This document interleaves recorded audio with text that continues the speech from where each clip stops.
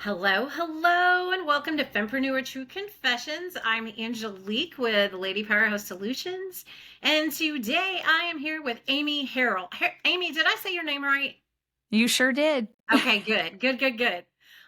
And so I am Lady Powerhouse Solutions is a heart-centered approach to offering project and event management for women entrepreneurs who are on fire, lighting up the world with their passion and drive. And Lady Powerhouse Solutions help them achieve their mission in the most authentic way possible. We really work with them to really get their messaging really authentic and we do like I said, project and event management, but a lot of those projects are around what is everybody doing these days? Digital marketing for their business. Mhm. So that's Mhm. where we support them. And Laura, my counterpart, that's going to be a good blooper. Yeah. Isn't able to be with us today. She's having some technical difficulties, so Mm. we're going to do it solo. But normally she would come on here and also introduce herself. So I'm going to do that for her. So even though she's not here, she's an important part of Fempreneur True Confessions. She's the other half. She's the co-host. So she is the owner of ODAA, which is Other Duties as Assigned. They're a VA agency, and they help small business to grow and scale their business confidently. They build Mm. strategy and add solutions to assure that the focus is on what it needs to be on to thrive while allowing the businesses to release the need to be everything in their business. So, helping them learn to delegate and focus on their superpower in their business. Mhm. And so, Laura and I kind of do the same type of thing, but rather than compete, we partner and we refer clients back and forth. We support each other personally within our businesses. We call ourselves business besties, and that's kind of what we are. I Um, love that. yes. And so we came up with the idea for the podcast because we saw that there were a lot of female entrepreneurs out there that weren't getting the support. Like 80% Mhm. were saying we're not finding the support we need for our business. Mhm. And they're not finding the mentorship, they're not finding the resources. And Mhm. so we just felt like we needed to bring something to the podcasting platform for a place for women to talk about that stuff and Mhm. to offer Mhm. support for other female entrepreneurs because guess what? We can support each other. We don't have to compete. Yes. There's more than enough. We're totally about the abundance mindset. So the Mhm. podcast is really about normalizing the struggle, the challenges that we face as female entrepreneurs, and sharing those Mm. lessons so that we can lift other women up. And we're not into tearing anybody down. We want to normalize what it looks like when women succeed at supporting each other. That's Mm. so really important, and to me especially. Mm. In the process, building up their confidence, encouraging Mm. them to use their gifts and passions to fulfill their life's calling.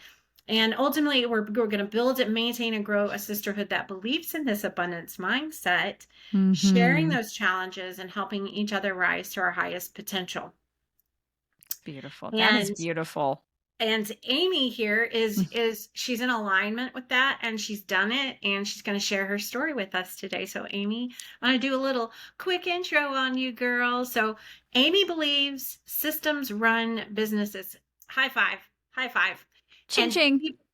people run the systems. And Amy was one of the youngest executive directors ever hired for the largest nonprofit in the United States. And she attempted something no one else had ever done. She utilized a new platform called MySpace and integrated it with AOL. We are so aging ourselves right here because we know what those things So, are. so aging Um, ourselves. It's so okay. you did that to raise more money and do it in less Mm. time. But without this Mhm. radical shift, 41 nonprofits would have lost allocation, hundreds of thousands of lives would have gone without help. And after Mhm. 22 years, 7 company transformations within America's longest lasting brands, 2 of the nation's top nonprofits, 150 small Mm. businesses, and 3 businesses of her own. Amy is convinced more than ever that those companies who are committed to impacting more lives must Mhm. use technology, that is deliberately targeted and truthfully measured. Wow.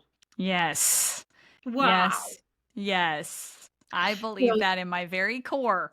and we can't go there today, but my first thought was, what do you think about AI? How are you using that? But Let's um talk we about can't that we one can't day talk. Yeah, offline. that'll have to be like I'm thinking about Mm, starting another podcast just so we can talk about those things too. mhm, mhm, So but today we're going to talk about your story. mm, We're going to talk about losing your business, your first yeah. business, why that happened, what you learned from it. And then Mhm. after, we're going to fast forward, we're going to jump forward, and who knows what we'll talk about in between, right? But then Yeah. we'll talk about the 23 years when Mhm. you were an agile leader and Mhm. executing all this tech and Mhm. digital and driving the business. And we'll talk about the patterns that you see emerging from that, and Mhm. just sharing some little nuggets with us, maybe. How about that? Mm. I would love to do that. I would love to Awesome. do that. It's such an honor to be here with you. Well, thank you. Mhm. Yeah. Well, can I tell you why I'm so convicted about technology that is deliberately measured? Yes.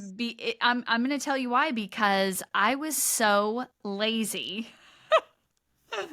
and I wanted what I wanted. I wanted it fast. I wanted someone else to get it for me, and that's how I lost my first business. Is I had this ego, Angelique, that I was like, I'm doing this for these companies and this United Way, the Boys and Girls Club. I can go do this for myself. So I just jumped ship, which if I can give anybody any advice, work yourself out of your job, journey of the broke while you are building a career, which is going to be your business. Whatever you do, do not jump until your career can support the paycheck. I was told that and thought I knew better, and I jumped and I went to this business and that was a brick and mortar, had a lot of overhead, needed a staff, required inventory, required systems, required distribution channels, manufacturing, nationally and internationally, and thought I could just do this, and had no clue what KPIs were, had no idea what metrics were. I did not know what the difference was.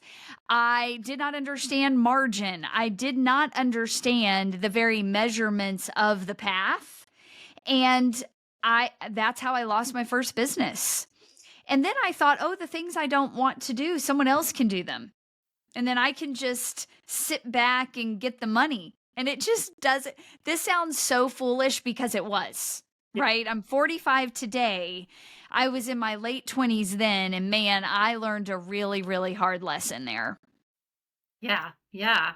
Mm-hmm. So you mentioned earlier about not being able to find anyone to help you.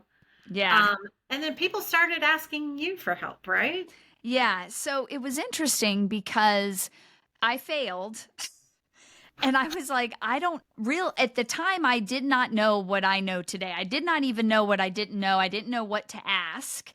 I didn't know who to ask. So I just started calling people that had shown me some grace, was Yeah. still willing to like stay in a conversation with an egomaniac, and just like gently walk with me and not kick me in the face, which is ultimately, maybe what my personality needed. I needed disruption, and that's why I lost that business. That was my disruption. That was my divine disruption, if you will.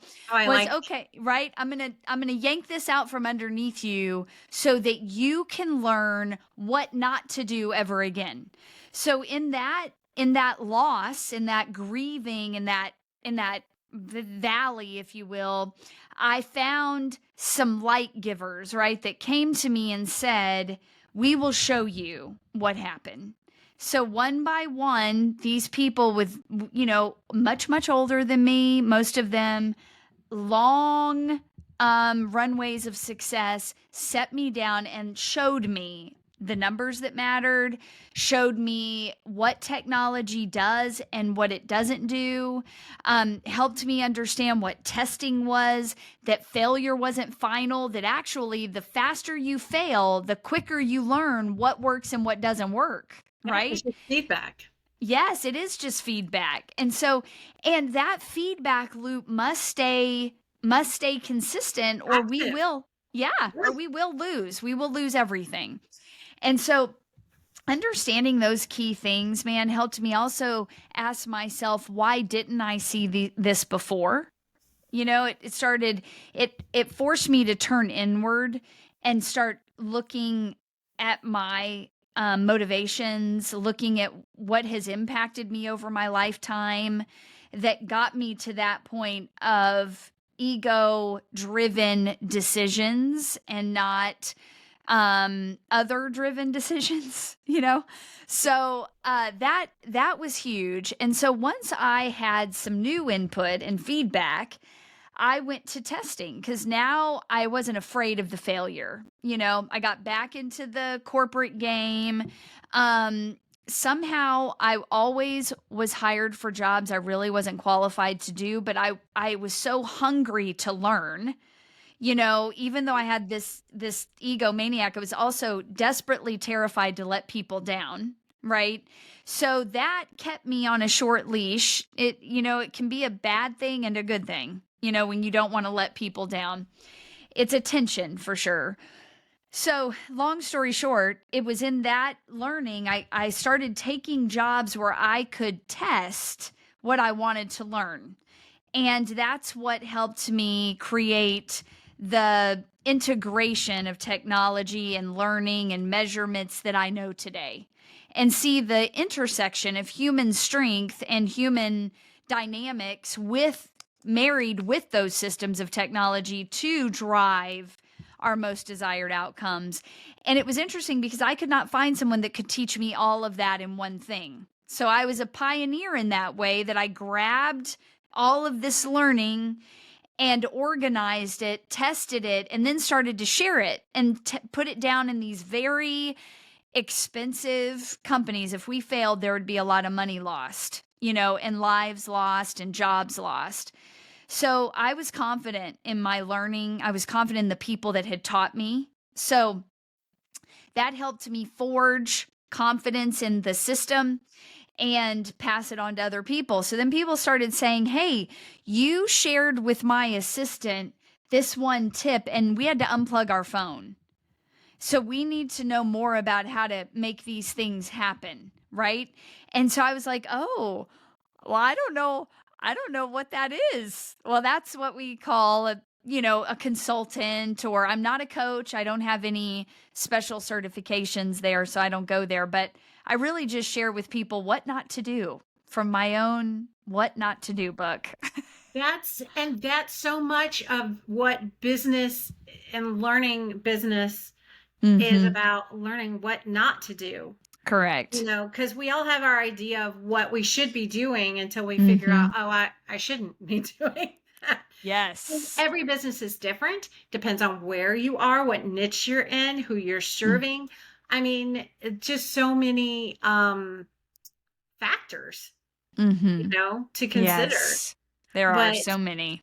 you know, I think running a business is more than 50% of learning what not to do. And the other Yeah. 50% is like, oh, damn, I got that right. Yeah, that's right. Yes. And that's the little Yes. percentage that keeps us going, right? Most of the time. Yes. Yes. That So well said. and, you know, um, who's the guy who pinned the phrase? You got to know your why.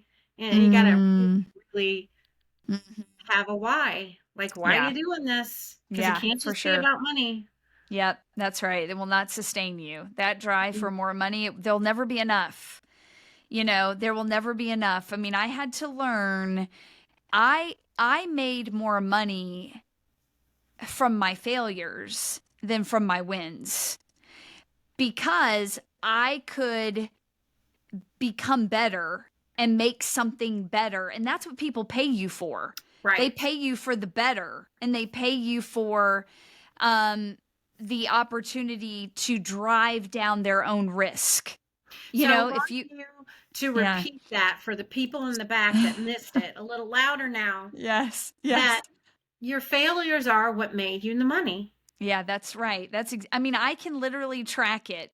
I made more money by failing. It was in these, And we see this in nature, like a plant can be saved from a predator bug because a bird will come down and be coming after the predator bird, therefore saving the plant. So it looks bad, right? The bird's coming for the predator bug, but a plant is saved in the process. It's in that death cycle that we find the most life, And Right. so I found I made more money in the midst of the failures than I did on the top of the mountain, you know?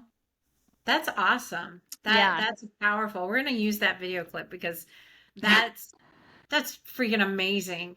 And Yes, it's true. I'll be honest with you, I've never heard anybody say that. Mm. Well, because most of us don't track where Well, the money, yeah, or when it is, and it's hard to know. It's hard to yeah, know. I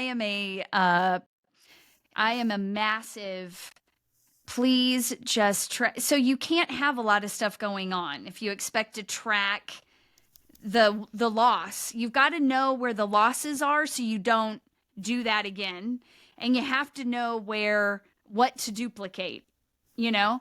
And you uh-huh. can't know that just from thinking about it. So it does change the way it's completely changed the way I work. When I think about, okay, I need to understand the failure because it's in the midst of that the most success typically comes for me. Yeah, I think people don't talk about it because failure has this negative connotation that failure is Agree. bad. It's a personal reflection on me as a Hmm. person, when in Yeah. fact it's the opposite. This Hmm. is your greatest earning opportunity. Yes, Is that's when right. you fail is examining why, how to do it different, what Yep. would make it different, Hmm. listening to Hmm. why it failed. So Yes. thank you Yes. so I am. much for bringing that up. Well, and I'm sorry about my office assistant. You were supposed Your to be office quiet. assistant, are they hangry? I don't know, but she's supposed to be quiet. Shh. Is it a puppy? Well, she's a year old, so we're still learning Yeah, when to bark and when not to. yeah. That's okay. That's okay. Like you said at the beginning, Yeah, maybe it was in the green room before we started recording, but yeah, um people want the authentic part, okay? yes, The they fact do. that I'm Hmm. moving and there are boxes behind me, okay? I'm Yes, still that's right. unpacking. And how many of us have an office assistant that just happens to be furry, okay? Right, exactly. And they do speak. They have a voice and they want to be heard just like the rest of us. Yes, Thank you that's very much. right. That's right. So, what did you mean though when you said you couldn't find anyone to help you? Yeah. So I was looking for somebody that could teach me what is the technology that's going to help me achieve my outcomes. How am I going to know it's working? And where is the intersection of the human connection? Because I like human connection. I like the interactions with the clients. I like to be the one talking to the prospects. I want to be the live human. I don't want an AI version of myself in those early interactions because the trust journey is Yes. real.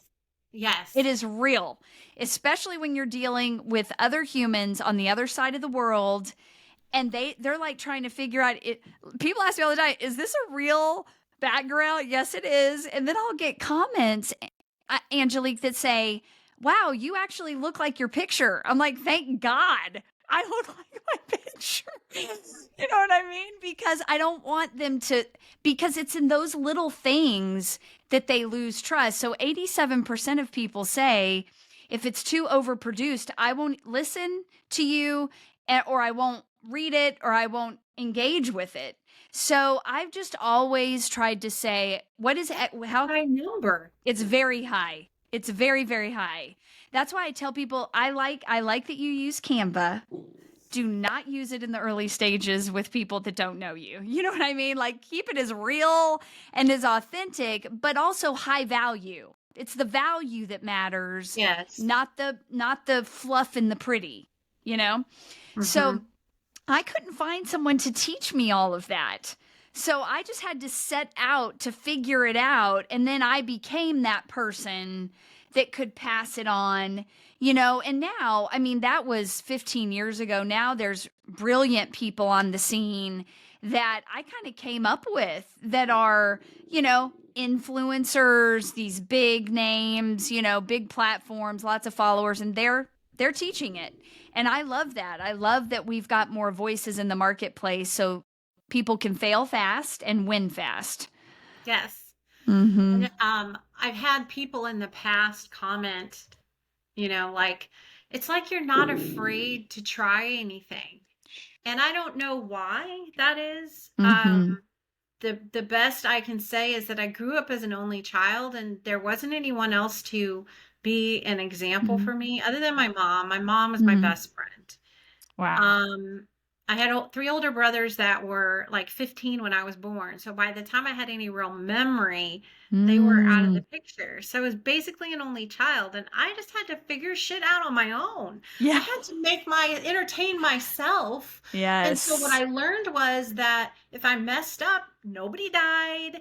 Correct. I didn't get hurt physically. Mm-hmm. And I might have learned something in the process and then maybe do it Mm-hmm. different the next time. And I'm talking about kiddie stuff here. I'm talking about Yeah. my mom. I get, in the summer, I'm bored. Here's Mm. some rocks, paint them. Yes. That was entertainment, Yeah. and I found Yeah. the ways how thick the paint should be or how runny the paint should be Mm-hmm. to paint the Yeah. rocks that they turned out good, but they didn't dry too slowly. So I could, leave them at the Yeah. neighbor's door and ask for donations or, whatever. Yes. Yes. Because, what I learned was asking for a price up front, people were not receptive. But if I just Mm. said, oh, I'm just, leaving these, but if you want to give me a donation, I'm happy, Yeah. that always worked. Yes. And so I grew up that that way. Mm-hmm. But it's not that I'm not afraid. I am kind of afraid, but what I've learned is that that fear is there to protect me. That's right. Mm-hmm. And so I try to just check in and go, okay, well, is this physically dangerous? Is this financial? Yes. Or is this just my lizard brain going, oh no, you can't do, you know? Yeah.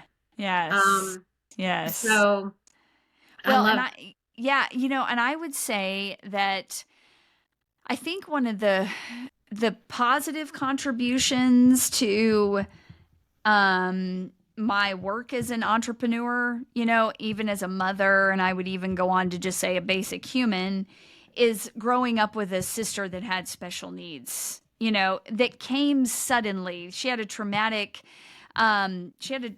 birth emergency where she was suffocated to death by a nurse that they found later was highly intoxicated, and she had a history of being drunk on the job in other states, and the state we lived in let her work even knowing that. And so I grew up with a sister where she would die in her sleep and we'd have to rush her to the hospital multiple nights a week. And I still had to get up and go to school and try to find a way to function as a child. And because she was born when I was 5. And so that helped me to pivot fast, right? It helped me to make room for other people to slow down and wait on someone else and let that person have the moment. But what it also did is it forged in me this fear that if I didn't move fast, something serious would happen. Because if we didn't move fast, but that's not the case most of the time in business. And so what we end up doing is we end up making fast decisions out of fear instead of patience. And I'm telling you, the best leaders I've ever been around exercise patience. They don't return emails within the hour. If it's not emergent and it's not something they need to attend to, they don't make flippant financial decisions. They make business decisions more often than not from fact. And then they follow it up with a satisfaction. Am I going to enjoy this? Yes, I need this, but is this also going to bring me some satisfaction, which they never talk about in corporate America? Satisfaction is a real metric. It should And be.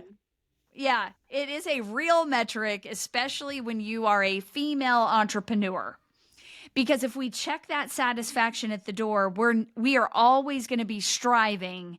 And when we're working from a place of strife instead of a place of rest, we make bad decisions Yep. because fear plays in that valley, you know? And so I learned that from my sister. And I had to learn when I got older how to balance understanding that fear was it was an opportunity for me to check in. It wasn't something to respond to all the time. You know what I mean? Right. But I didn't grow up that way. We just lived in a constant state of fear. If you don't move fast, you could die. If you don't get up fast, you know. So it was a lot of pressure, which also has helped me as a business owner carry a lot of pressure and not break, you know? Yeah. Yeah. Um, it just there are so many I have Mhm. so many questions, but I'm gonna stick to the topics that we talked about before. Yes. Yes. Okay. So many questions. So we're gonna fast forward a little bit because after Mm, 23 years of being an agile leader, and I mhm, want you to define that, and mm, executing tech and digital to drive business, right? mhm, You saw some patterns emerging, mhm, that the more successful leaders were, demonstrating or exhibiting. mhm, But mhm, first, define agile leader so everybody in the listening audience is on equal mhm, ground. mhm. Well, agile leaders are people that understand that agile, which agile just means flexible. So that's not something you do. Like you don't do flexibility. You have to actually become that person that can ebb and flow and isn't moved, like I was saying, by every wave of momentary fear or somebody else's fear or somebody else. They make decisions, they get people to the table. They are okay with everybody knowing their role. So if they're not there, the place can continue on. They're not intimidated by empowering the people around them, which is the archaic way of working. For 100 years, we were trained to work like conveyor belt leaders, right? So then if you've worked in these companies where if somebody leaves, the whole department comes to a screeching halt until someone new is hired, right? Yeah, So we're all just showing up complaining at the water cooler about what's not working because nobody else has been empowered to pick up the baton and carry it, exactly. right? So that's what an agile leader does is they take input, they keep those constant feedback loops. They know what's happening in the company. They know the measurements that matter the most to tell them who is the consumer that matters the most to us and what do they want from us and are we staying in touch with that, all the time?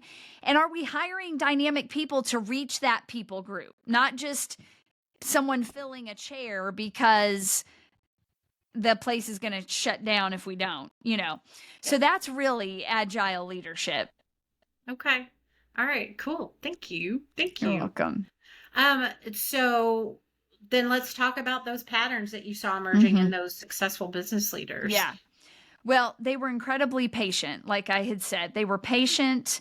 They understood the numbers that matter most. So there's a lot of companies that talk about, I mean, they'll come in and give you 70 KPIs, right? But a key performance indicator always has a time. It always has a timestamp applied to it. And every KPI is a metric, but not every metric is a KPI. And this is what agile leaders understand. And so the important thing is that they know what numbers are telling them if they're moving to in the right direction and who is driving the success behind those numbers. And so that was also something else. They kept their pulse on what was important. They did not micromanage.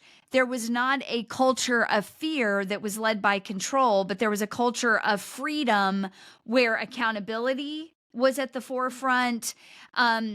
ingenuity was there because they were always having these conversations about, well, what do you know? What do you see? Even to the janitor. This is why Disney, who I worked for, was so, so successful, is because, the most educated people on staff are not the animators. It's the people that sweep the streets because they have the most proximity to the most people. They're the most valuable in the organization. But see, we don't see the janitors in our companies as valuable, right? As part of the feedback loop. An agile leader does, though. And so these are some really core things. Putting value on the people, knowing what numbers matter most, and patience. Patience. Oh my goodness. I've never been around a successful leader that doesn't exercise patience. And you mentioned KPIs. And so, again, when we throw around these acronyms and stuff, I just want to make sure that our listeners, Mm, especially if they haven't listened to us before, yeah. where we do talk about KPIs, but KPIs are key performance indicators Mm, that typically tend to be some kind of number, right? But yeah, like you that's said, right. associated with a timeline. Yeah. And tell us a story. They tell us something. And that something tells us if what we want we're moving towards or if we're moving away from before we hit the wall, right? Before the car hits the wall, the KPI says, hey, you're about to hit that wall. Yeah, yeah. So some of the things that you mentioned before, and that we captured was they know the two most valuable priorities Mm-hmm. in the business. Yeah, They've structured their indicators based on those priorities. that's right. Um, and they make decisions on facts, not feelings, which we kind of touched on. Mm-hmm. Mm-hmm. And they see all data as a chance to learn and reiterate. And Yes. man, that's powerful stuff right there. Mm-hmm. That's Yeah. really good stuff. Yeah. Yeah. Well, I mean, it is if we are going to be able to be leaders, it doesn't the leader we are in our company is the leader we are everywhere. Maya Angelou said that you are who you are everywhere. There is no Amy owner and Amy mother, right? I am who I am in both places. So in order to be that version of myself that can have that kind of connection, right, with my company, the people connected to that company, and have emotional intimacy and intellectual intimacy and spiritual intimacy with my family, I have to lean down, Angelique. I cannot do all the things I want to do all the time. I cannot be Right. 100% of the time. And that's something we have to accept. I can do all the things I want to before I die, but I cannot do them all at one time. And Yeah. that is okay. That is not weakness. That is Right. me preserving what is best for the best time. Because some things have a time, and that's why we have seasons, right? Yes. Like, I don't want winter in summer. I would never enjoy the snow, right? Right. And I think the snowman from Frozen made a whole song about that. You know what I mean? I have elementary age children, so Yes. that's my Yes. reality. And I worked for Disney.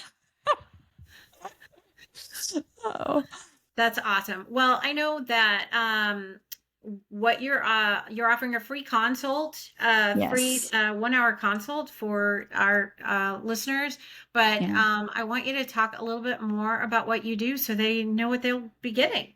Yeah. Well, the business world labels me a consultant, which means I've just done something long enough to know what not to do. So I am not a coach. I have a system that I've integrated that some people find value in purchasing, and then my expertise comes along to show them everything we've talked about today. But in that consult with people, what I'm looking to help them do is to really hear what are they doing in the business, who's buying it, what systems of technology are they employing, if any, or what have they employed that didn't work?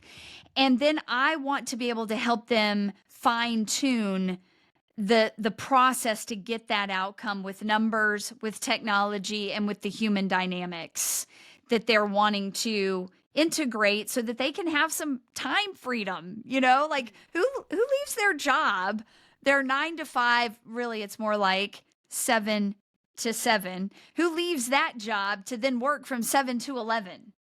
No one, right? Right.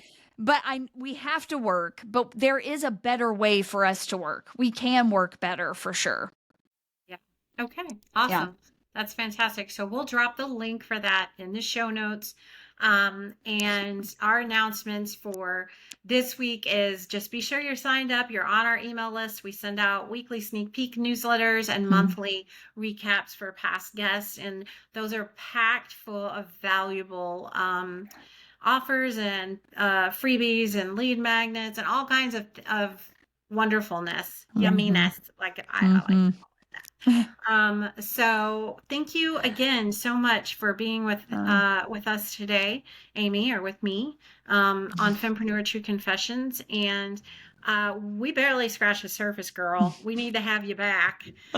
So we hope you'll rebook again for 2024. We're booked for 2023, but we're already booking into 2024 and we're not slowing Mm. down. We're just taking a Mm. break. Yeah. I would love to just talk to both of you. You both have so much to give. I would love to spend a little more time just learning from the two of you. Well, I'm absolutely signing up for that free consult Good. because, I'm not one of those people that think, oh, I know everything. I know that. I know Yeah. there's stuff I don't know. Like, Mm. I don't know what I don't know. So I need to go figure that out. And that you Yes. do it with people like you that, Mm. um, that are offering to share their expertise, which Mhm. is, and you've got a couple, 3 decades worth of stuff. So, Mhm. and I do too, but it's, we both have different That's right. experiences. And Yes. that's why we do this podcast. So women can share their experiences. And then if you're listening and something, you know, strikes your Mhm. fancy, lines up with what your experience has been, or Yeah. you're maybe headed in the same direction and you've said something today that will be like, red flag, wait a minute, I need to Mm. have some patience Mhm. and really look at the data and the facts before I move forward with this Mhm. potentially expensive. It could be expensive because of your time, it could be expensive Yes. because of money, it could be Yes. expensive because of relationships that you could Mhm. be endangering. You just never Mhm. know. Yeah. So Yeah. again, thank you. Thank you so Thank much. you. We will see you guys next week. Same bat channel, same bat time. We're here every week. So we will see you guys next week. Thank you. Bye, guys. You're welcome.